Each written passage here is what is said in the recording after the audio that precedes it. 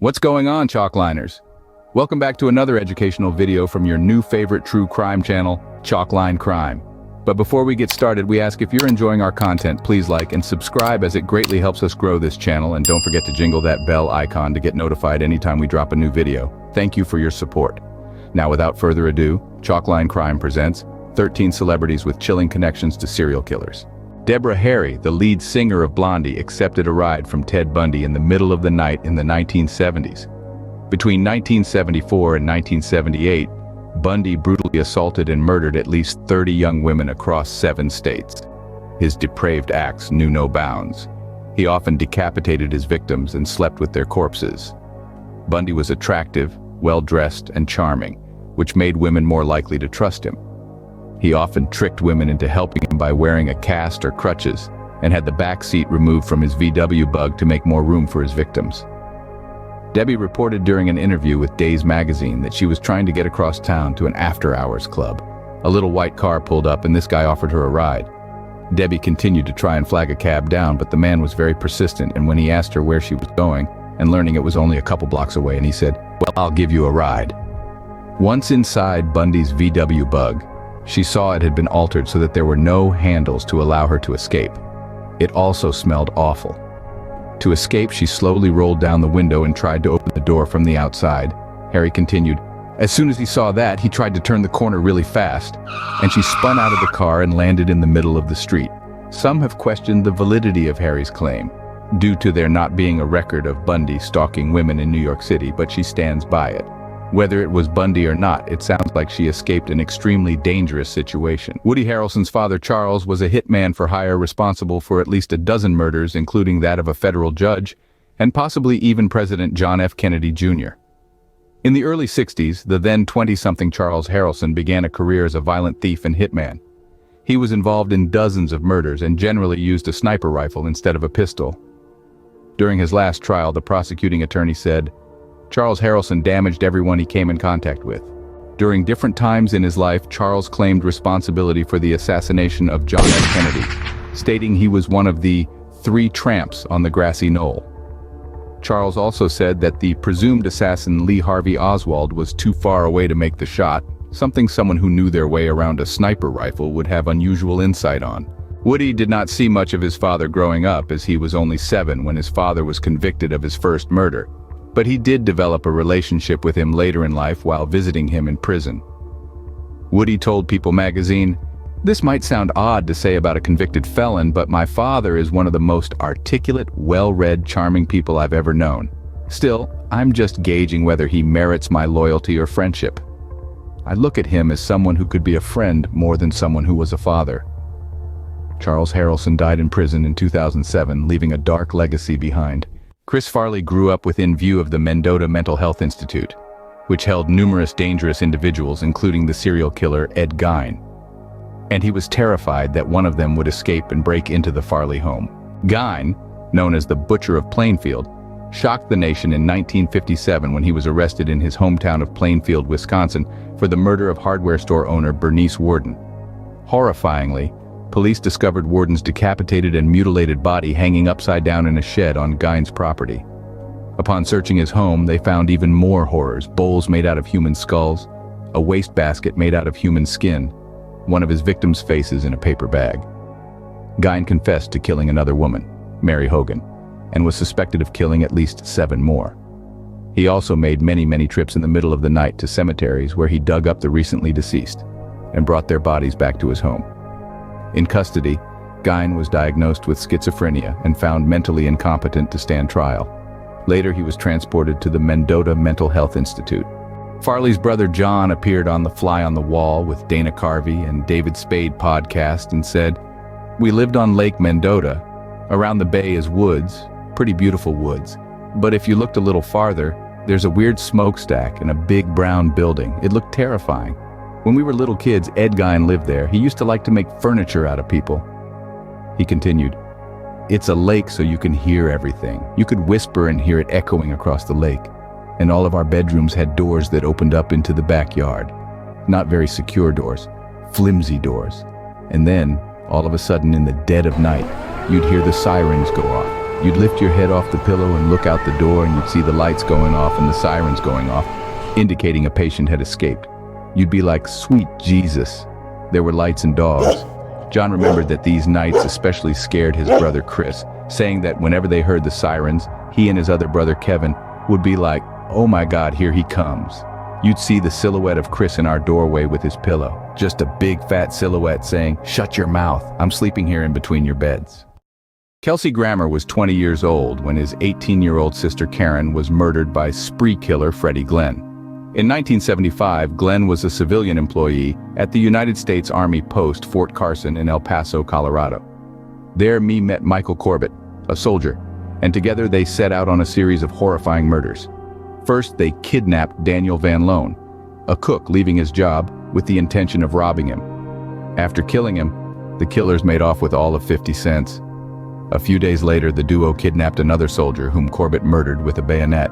2 weeks after their murder spree began, Glenn, Corbett, and 2 others tried to rob a Red Lobster where Karen Grammar worked, but failed to steal any money. Fearful that Grammar would be able to identify them, they kidnapped her and took her to their apartment where they repeatedly SA her. Later they said they would take her home, but instead let her out at a trailer park. Before she could escape, Glenn stabbed her multiple times, including in the throat. She managed to knock on a trailer door, but no one was home and succumbed to her injuries. Glenn has come up for parole twice, first in 2009 and then in 2017, but has been denied both times. At the latter parole hearing, an emotional Kelsey Grammar spoke eloquently about the loss of his sister.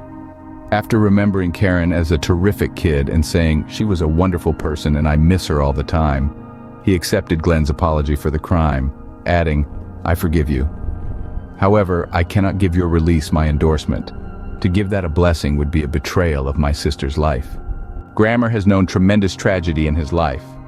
In addition to the loss of his sister, his father was also murdered, and 2 other siblings drowned in a scuba diving accident. He told People magazine that he's managed to get through his losses, thanks to the strength of family and belief in God, adding, I take a moment out of every morning for a moment of gratitude.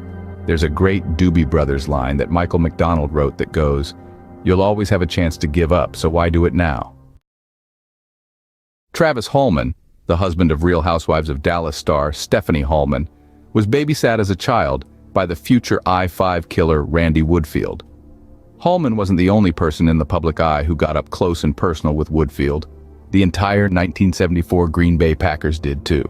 In the early 80s, Woodfield was dubbed the I-5 Bandit due to a spree of crimes he committed along the Interstate 5 highway, which stretches from Washington to California. Disguised by a fake beard, he robbed gas stations, restaurants, and stores, often sexually assaulting the women who worked there. Soon, Woodfield, who had already murdered 2 women, including a friend he'd known since 2nd grade, began breaking into homes along the highway, brutally raping and murdering the women who lived there. All told, Woodfield is suspected of killing as many as 44 women and girls.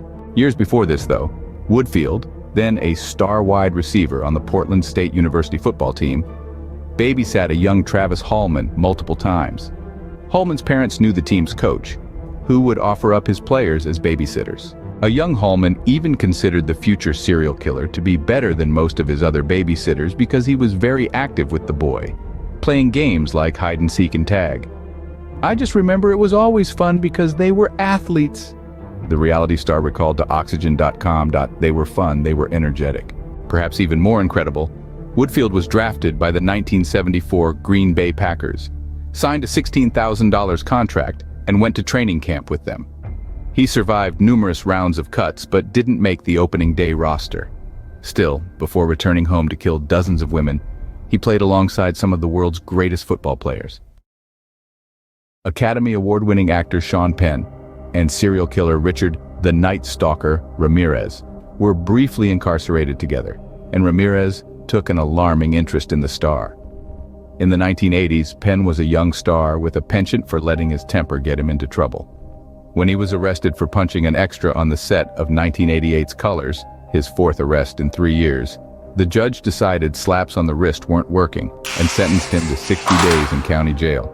Upon arriving at the jail, Penn discovered one of his fellow inmates was Richard Ramirez, who threw the entire state of California into panic in 1984 when he killed at least 20 people, ranging in ages from 9 to 79, in Los Angeles and San Francisco. Ramirez committed most of his murders during home invasions and would rape and mutilate the bodies. In one instance, he cut out his victims' eyes and brought them home as a souvenir. Penn told an audience at Loyola Marymount University that after about a month of seeing Ramirez around the jail, the serial killer sent him a note via a guard asking for an autograph. Penn said it read, "Hey Shawn, stay tough and hit them again. Richard Ramirez 666, with a pentagram and a rendition of the devil." Penn wrote back, "You know, Richard, it's impossible to be incarcerated and not feel a certain kinship with your fellow inmates." "Well, Richard, I've done the impossible. I feel absolutely no kinship with you. And I hope gas descends upon you before sanity does, you know? It would be a kinder way out." The Beach Boys drummer Dennis Wilson befriended Charles Manson and even got the Beach Boys to record a song written by Manson. Charles Manson was the leader of the Manson family, a cult of around 100 people that lived communally and experimented with LSD in the late 60s and early 70s. Over time, Manson's teachings became increasingly unhinged. He believed the Beatles' White Album contained secret messages predicting a worldwide race war, and he eventually encouraged his members to commit a series of 9 murders in and around Los Angeles. Famously, the group murdered movie star Sharon Tate, who was 8 months pregnant. In 1969, Wilson picked up a couple of hitchhiking girls who were part of Manson's group. He ended up partying with the girls who introduced him to Manson, an aspiring singer/songwriter. Soon, Wilson was helping Manson meet music industry people, including Terry Melcher, whose home Sharon Tate moved into, and rewrote a Manson tune, "Cease to Exist," as Never Learn Not to Love, which the Beach Boys released as a B-side. What started out as fun for Wilson, a new guitar-playing friend with lots of pretty girls at his command, quickly took a very disturbing turn. According to Wilson's cousin and fellow Beach Boy, Mike Love, a shaken Dennis Wilson confided in him that he witnessed Manson kill a man with an M16 assault rifle and then dump the body down a well. Wilson desperately wanted to disentangle from the Manson family after this, but found it difficult as the cult's members had taken up residency at his home. So, Wilson basically abandoned the home to shake the cult, which, considering the infamous murders had yet to occur, was likely a wise decision. In 2021, Rupert Everett reflected on how he could have easily become a victim of Dennis Nilsen, aka the Muswell Hill murderer, who terrorized London in the late 70s and early 80s while murdering at least a dozen young men and boys. Nilsen was a government employee by day and predator by night, frequenting gay pubs in search of young men and boys he could lure back to his flat with promises of alcohol or shelter. After murdering his victims, he would photograph the bodies in suggestive positions and perform sexual acts on them. His crimes were eventually discovered when tenants of Cranley Gardens, where Nilsen had a flat, complained of slow drains. Plumbers quickly discovered the problem. The pipes were clogged by human bones and flesh. Nilsen had been disposing of his victims' dismembered bodies by flushing them down the toilet. Everett, the star of films like 1997's My Best Friend's Wedding with Julia Roberts, told Piers Morgan that he and the serial killer had something in common. At the time Nilsen was committing his crimes, they both called the Coleherne in West London their favorite pub and frequented it regularly. "He was in the pub that I used to go to," Everett told Morgan. "Yeah, so I could be dead. He used to go to the Coleherne, which was this leather bar. I didn't know him, but he was there," Everett continued. "I mean, that's where he got 2 or 3 of his victims from." Rosalind Carter, the former First Lady of the United States and a wife of Jimmy Carter, met and shook hands with notorious serial killer John Wayne Gacy. Throughout the 1970s, Gacy worked as a contractor and, chillingly, performed as a clown for kids at children's hospitals and other venues around the suburbs of Chicago. Gacy was also involved in politics, ingratiating himself with the local Democratic Party, and gave off the appearance of a family man as he lived for much of the decade with his wife and her 2 daughters. Appearances were deceiving, though. During this time, Gacy also lured at least 33 young men into his home where he raped, tortured, and murdered them. It was through his interest in politics that Gacy served as the director of Chicago's annual Polish Constitution Day parade from 1975 to 78. On May 6, 1978, the First Lady attended the event and posed for a photo with the serial killer of young men and boys. Mrs. Carter even signed the color photo. The image above is a copy, writing, "To John Gacy, best wishes, Rosalind Carter." One of the creepiest elements of this story is that when Carter shook hands with Gacy, who was wearing an S pin given to him by the Secret Service indicating someone with special clearance, he'd already committed the majority of his horrific crimes. Clifton Bloomfield, when he wasn't breaking into homes and murdering people, was a background character on productions like Breaking Bad starring Bryan Cranston and Felon starring Val Kilmer. In 2005, Bloomfield killed 2 people days apart during robbery attempts. Bloomfield brutally strangled both of his victims to death, in one of the instances using the victim's own shirt.